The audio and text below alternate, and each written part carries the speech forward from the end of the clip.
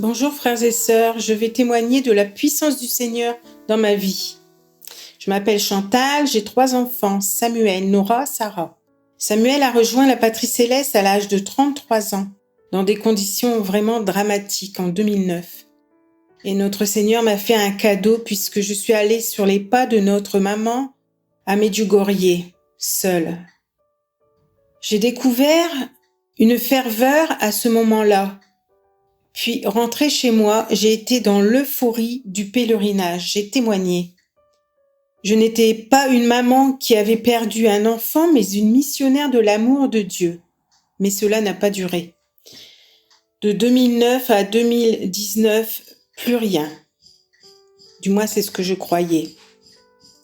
Il y avait bien sûr la routine des messes et des communions, la routine. Puis vient le confinement qui m'a permis de sortir. C'est contradictoire de dire cela, mais tellement c'est vrai, non seulement sortir par le contact Internet, mais sortir intérieurement, me découvrir et découvrir le sens de la vie. Le Seigneur s'est montré à moi après avoir vécu un autre drame familial, où là, il était encore à veiller sans que je réalise vraiment sa présence. Mon couple a beaucoup souffert. Puis je me suis mise à l'écoute des homélies dans la divine volonté. J'ai pas cherché, il est venu lui-même, Jésus. Je peux dire qu'il était en moi par le baptême, sans avoir activé celui-ci. Puis, par l'écoute des vérités, dans les homélies, j'ai été vraiment touchée.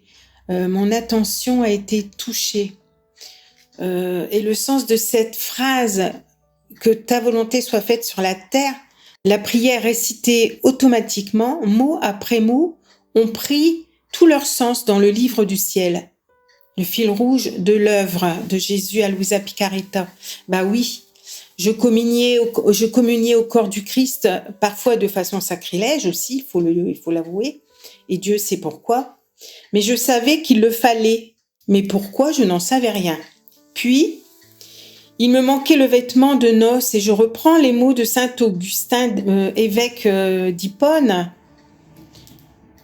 qui dit ceci: « Mes frères, tâchons de trouver ce qui appartient à certains fidèles et qui manque aux méchants.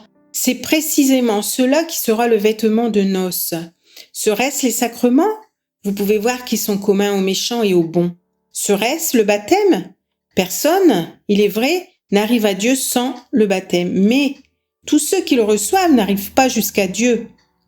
Je ne puis donc penser que le baptême, j'entends le sacrement seul, soit le vêtement de noces, car je vois qu'il est porté par les méchants comme par les bons. Serait-ce l'autel ou ce que nous recevons à l'autel? Nous voyons que beaucoup viennent y prendre leur nourriture et pourtant ils mangent et boivent leur condamnation. C'était un peu mon cas. Je me retrouve là-dedans. Qu'est-ce donc? Le jeûne? Les méchants jeûnent aussi. La fréquentation de l'église? Les méchants y sont aussi.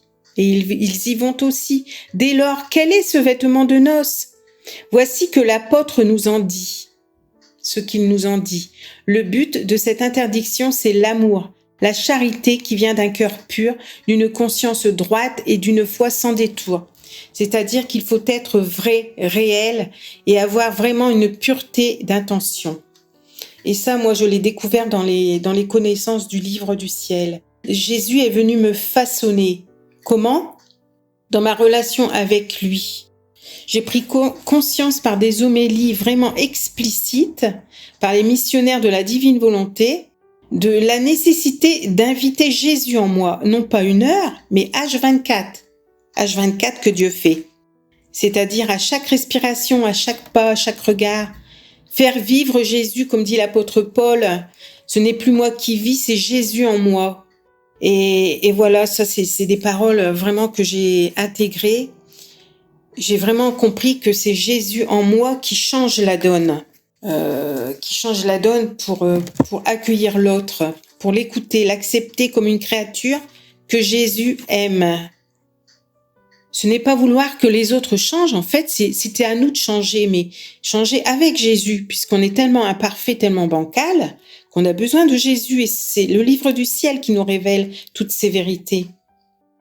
Voilà. Donc, prier pour les autres, pour les manques, réparer dans le cœur de Jésus, au nom de tous et pour tous, dans l'acte unique et éternel.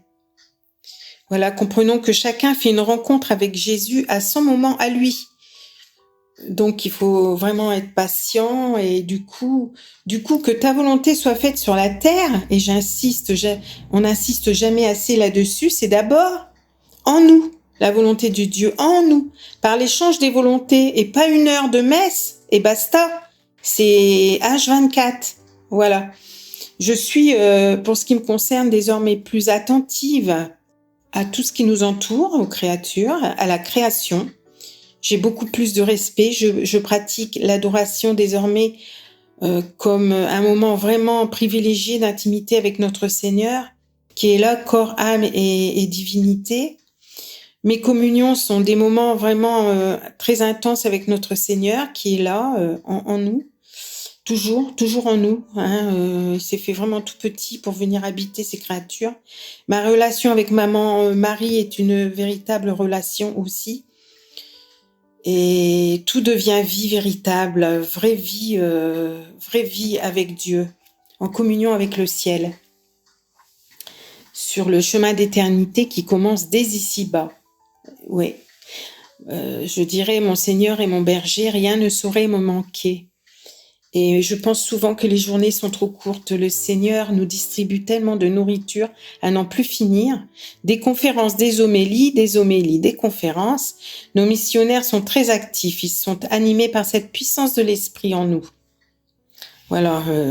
Et mon pauvre esprit est assiégé par la divine volonté. Comme dit Louisa dans un tome, je suis pour ma part souvent dans cette sobre ivresse, dans une contemplation. J'ai souvent cherché le mot. Je suis comme sur un petit nuage. Et contemplation par le biais des écrits, car toute la puissance de Dieu me laisse moi sans voix. La divine volonté est pour moi un nouveau baptême, comme Jésus l'explique au tome 9. Il dit ceci: ma fille, je te recommande de ne pas quitter ma volonté, parce que ma volonté comporte tant de puissance qu'elle est comme un nouveau baptême pour l'âme, et même plus. Alors que dans les sacrements, on reçoit ma grâce partiellement, dans ma volonté, on la reçoit en plénitude. Oh là là. Par le baptême, la tâche du péché originel est enlevée, mais les passions et les faiblesses demeurent. Donc c'est pas suffisant le baptême. Il faut activer le baptême, il faut activer la vie de Jésus en nous. Dans ma volonté, en détruisant sa volonté personnelle, l'âme détruit ses passions, ses faiblesses et tout ce qui est humain en elle. Elle vit des vertus, de la force et de toutes les qualités divines. 23 mars 1910. Vivre dans la divine volonté, ouais, c'est vraiment... Je remercie le Seigneur pour cette autre vie qui me fait la grâce de saisir. Que toute gloire lui soit rendue au nom de tous et pour tous, dans son acte unique et éternel. Fiat voluntas tua, maintenant. Soyez tous bénis, frères et sœurs. Je vous embrasse.